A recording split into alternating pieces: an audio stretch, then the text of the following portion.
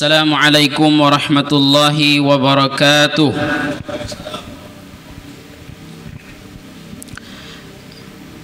Bismillah walhamdulillah wal khair wasyarru bimasyiatillah wala haul illa billah. Nashhadu an la ilaha illallah wahdahu la syarika lah wa nashhadu anna Muhammadan abduhu wa rasuluhu la nabiyya ba'dah.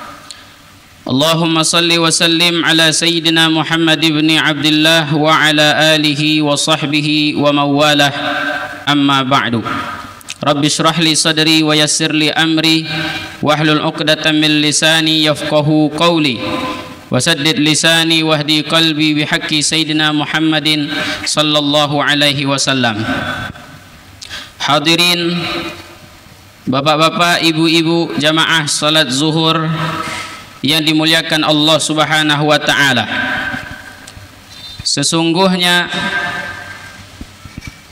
Islam menilai seseorang dari dua sisi.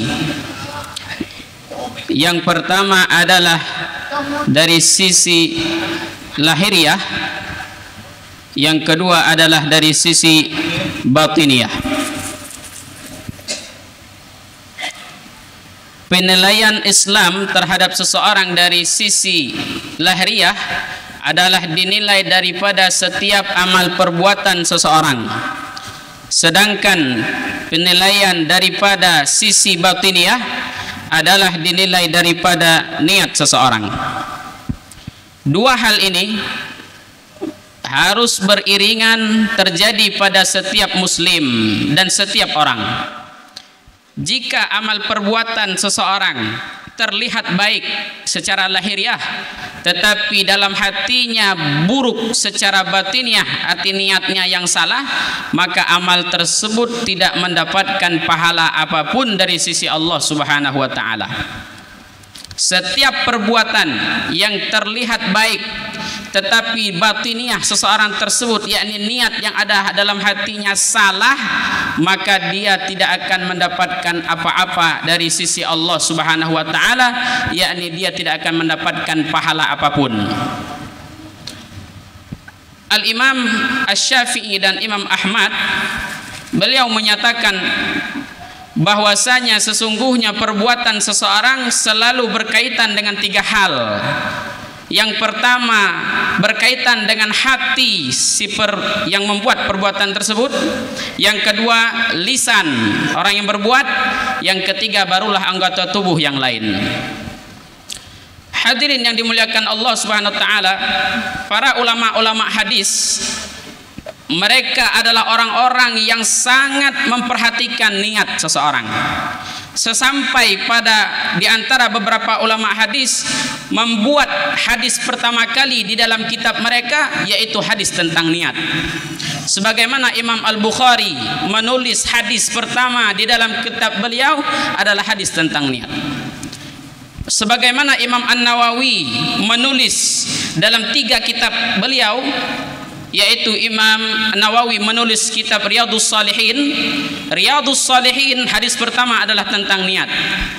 Dan Imam Nawawi menulis Al-Azkar, maka hadis pertama kali yang ditulis oleh Imam An-Nawawi dalam Al-Azkar adalah hadis tentang niat. Dan juga Imam An-Nawawi menulis Arba'in Nawawiyah, dan Imam Nawawi menulis hadis pertama kali di dalam kitab Arba'in Nawawiyahnya adalah hadis tentang niat. Hadirin yang dimuliakan oleh Allah Subhanahu wa ta'ala, sekali lagi kita mengulang dan kita ingin menanamkan dalam setiap pendengar kita bahwasanya niat yang baik adalah dasar daripada setiap hasil daripada perbuatan tersebut. Barang siapa yang rajin beribadat, salat 5 waktu di masjid, tetapi pengen dengan niat ingin dipuji orang supaya digelar dengan orang soleh, maka pahala tidak diberikan oleh Allah Subhanahu wa ta'ala. Siapa yang pergi haji, pergi umrah, hanya ingin dihormati oleh orang lain, hanya ingin dikatakan bahwa orang ini adalah orang yang sukses, bukan karena Allah Ta'ala, maka haji dan umrah tidak bernilai apapun di sisi Allah Subhanahu wa ta'ala. Barang siapa yang bersedekah tetapi hanya ingin digelar orang banyak sebagai orang yang dermawan, maka sedekahnya tidak ada apa-apanya dibanding di sisi Allah Subhanahu wa ta'ala. Ada sebuah kisah hadirin. Guru kami Abuya Kiai Haji Abdul Sattar Saleh itu pernah bercerita kepada kami tentang peristiwa hijrahnya Nabi Muhammad beserta rombongan para sahabat dari Mekah ke Madinah. Pada zaman itu juga senada dengan riwayat Imam At-Tabrani yang disebutkan oleh Ibnu Mas'ud. Kata Ibnu Mas'ud, dulu waktu kami hijrah dari Mekah ke Madinah bersama rombongan Rasulullah dan para sahabat, ada di antara kami seorang laki-laki yang ikut hijrah bersama kami. Tetapi laki-laki ini ikut berhijrah setelah diselidiki, rupanya alasan laki-laki ini hijrah adalah karena dia pernah melamar seorang perempuan yang dicintai yang bernama Ummu Qais. Ummu Qais dilamar oleh laki-laki ini di Mekah. Lalu Ummu Qais menolak laki-laki ini. Setelah menolak laki-laki ini, Ummu Qais hijrah dari Mekah ke Madinah. Dan laki-laki ini karena begitu cinta dengan Ummu Qais ini, maka laki-laki ini ikut mengejar Ummu Qais dari Mekah ke Madinah, dan dia pun ikut hijrah dari Mekah ke Madinah. Jadi zaman dulu ada juga orang perempuan lari dikejar laki-laki, lari juga Pak. Jadi laki-laki ngejar perempuan. Zaman sekarang jangan aneh, ada juga yang perempuan ngejar laki-laki. Itu laki-lakinya pergi, perempuannya kabur dari rumah orang tua dia, pergi mengejar laki-laki tersebut. Itu lebih dahsyat lagi zaman sekarang. Kalau dulu laki-laki mengejar perempuan dari Madinah, dari Mekah dikejar ke Madinah. Lalu berita ini sampai kepada Umar bin Khattab radhiyallahu an. Maka Umar bin Khattab menyampaikan sebuah hadis. Apa kata Umar bin Khattab? Sami'tu Rasulullah sallallahu alaihi wasallam. Sesungguhnya aku pernah mendengar Nabi Muhammad bersabda, innamal a'malu binniyat wa innamal likulli imri'in ma nawa. Faman kanat hijratuhu ila Allah wa rasulih fa hijratuhu ila Allah wa rasulih. Wa man kanat hijratuhu lidunya yusibuha aw imra'atin yankihuha fa hijratuhu ila ma hajara ilaih. Maka sepakat ahli hadis tentang peristiwa ini bahwasanya laki-laki yang mengejar Ummu Qais tersebut, yang berhijrah bersama para sahabat dan bersama Rasulullah, tidaklah yang dia dapatkan kecuali dia dapat menikah dengan Ummu Qais. Di Madinah laki-laki tersebut mendapatkan Ummu Qais dan dia menikah dengan Ummu Qais. Apa kata komentar ulama hadis tentang ini?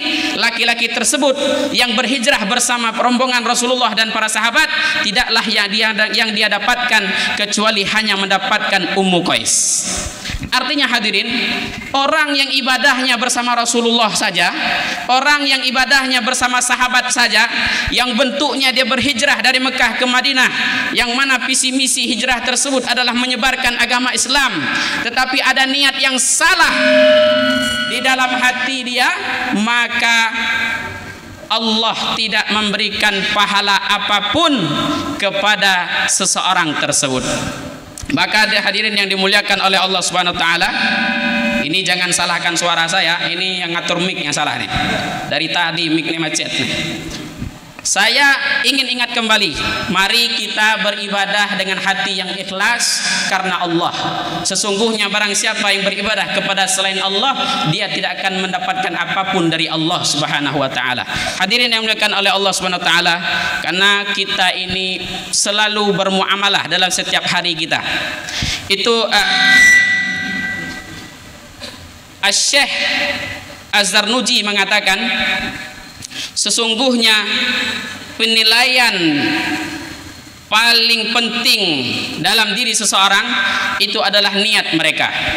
Itu sampai dikatakan, kam min amalin yatasawwaru bi a'malid dunya summa yasiru min a'malil akhirah bi husnin niyah.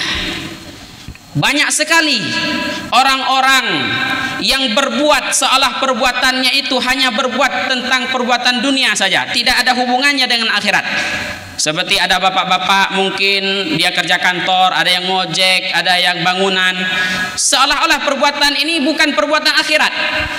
Tetapi summa yasiru min a'malil akhirah.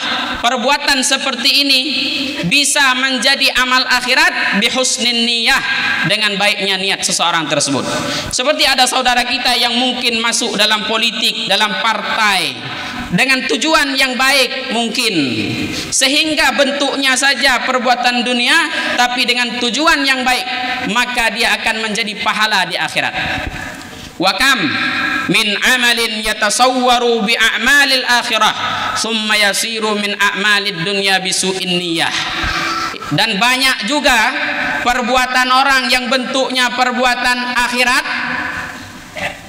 kerjanya kerja bagus, ngajak orang sedekah, ngajak orang haji, ngajak orang umroh, tapi dengan niat yang salah dalam hati dia, bukan karena Allah, hanya mengumpulkan dunia saja, maka dia tidak akan dapat pahala di akhirat walaupun perbuatannya terlihat perbuatan akhirat. Maka jangan pernah berkecil hati, hadirin, bapak-bapak yang kerjanya terlihat seperti bukan kerja orang akhirat, yang mungkin kerjanya sebagai orang-orang yang hanya terlihat berhubungan dengan dunia saja, tetapi dia bersungguh-sungguh daripada mencari nafkah untuk anak istri mereka, sehingga mereka ini mendapatkan kebaikan dan mendapatkan pahala di sisi Allah Subhanahu wa taala. Mohon maaf salah dan khilaf. Terima kasih atas segala perhatian. Akhirul kalam, wassalamualaikum warahmatullahi wabarakatuh.